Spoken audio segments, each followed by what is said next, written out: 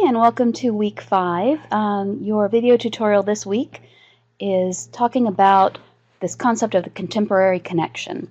And as you continue to work on milestone 2, or your rough draft of the final paper, you're going to be thinking more and more about that particular contemporary connection that you're going to make in your paper.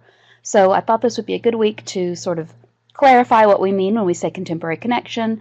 Your instructor might also call it a modern link or a modern connection or a connection to today or the present day. But basically it's the same concept where you're going to be taking your two main works of art in your paper, your two historical works of art, and think about the theme that they share, and then bring that theme into the present day, into the contemporary world, and connect it to something we can see in our world around us today. So, linking to contemporary context. What does that mean? And why do we do it? And how do you do it in your final paper and in your milestone 2?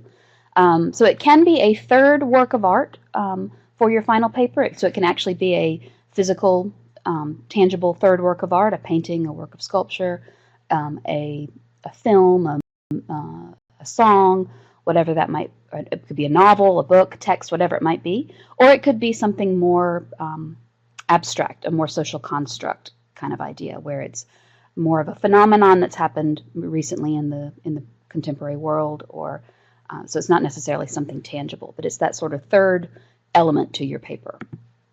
It needs to be from today, so when we say contemporary, we mean the very recent history or the very recent past, as close to this moment as possible. So a current work of art or a social phenomenon within the last 15 or 20 years or so. If you go back much farther than 20 years, you're kind of getting into the area of what we wouldn't call contemporary necessarily. It might be more of a modern or a late modern idea. So you want to keep it relatively recent. Of course, the more recent, the better, to make sure you're right on target.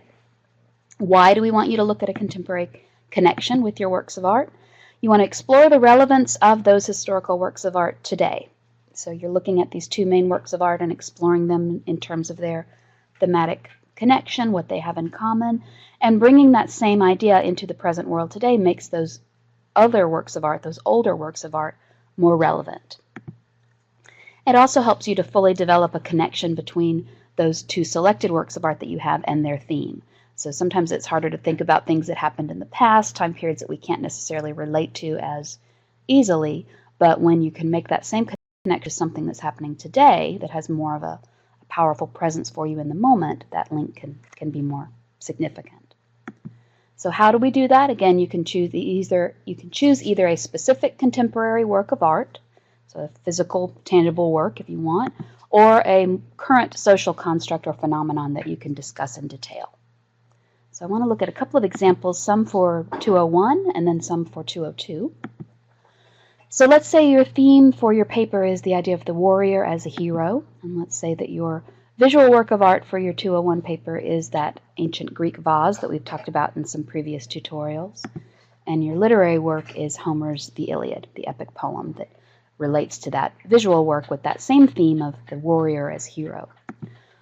Possible contemporary connections you could make there would be contemporary media in general, or entertainment depictions of war, sort of a general, more abstract concept of how we look at war or warriors, soldiers today. Or you could choose maybe a specific film, a novel, or a documentary that focuses on a particular war, a recent war, or soldiers, the lives of soldiers, and so forth. Or let's say your theme is one of humanism and beauty, and you're looking at, as your visual work of art, Botticelli's The Birth of Venus, and then your literary work of art is Poliziano's La Giostra.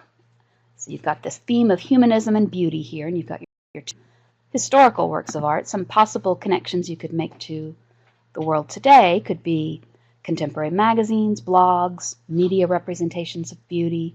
That could be the more general sort of social phenomenon element. Or you could be more specific and choose a recent photograph, a portrait, or some more tangible example of today's ideal beauty to make that same connection with your two previous works. For those of you in FAS 202, let's be looking at the theme of a self-portrait, and you're looking at Judith Leister's self-portrait from the Dutch Baroque era and Frida Kahlo's The Two Fridas from the Surrealist period. Some contemporary connections you might make there could be the idea of the selfie today. Again, that's more sort of a general concept where you're not looking at a particular selfie necessarily, but talking about the phenomenon itself. Or you could look at a specific contemporary self-portrait, something from today that you could make a connection with. Or if your theme is the representation of war, and let's say your two works of art are Goya's The Disasters of War from the Romantic period and Timothy O'Sullivan's A Harvest of Death, the realist photograph, your contemporary connection there could be something like, again, contemporary media, sort of a general look at how we represent or how we cover and comment on war today in the contemporary world, or perhaps a specific work or example, a photograph or a current film or a current documentary, something that would look specifically at that idea of war and bring your ideas into the present.